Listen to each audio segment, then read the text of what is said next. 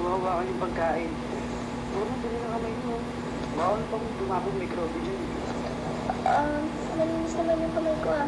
Namagos naman ako kanina. Kahit nga basta. Kung pinapakali yung ginagawa ko. Buti pa, gising ko na si mama ko. Sabihin mo, handa na yung breakfast. Paano ko po gigisingin si mama mo? Hindi ko naman po alam kung nasan siya. Hindi naman po kasi siya umuwi kagabi. Teka, sandali. Anong sabi mo? Hindi umuwi si mama ang gabi? Iniwan naman niya ako dito? Parang gano'n na nga po. Ay, sir! Paano po yung pagkain? Di mo nakakainin yan? Wala na akong gana. Itapang mo na yun. Sige, sir. Tatapon ko to. Tatapon ko to sa bituka ko.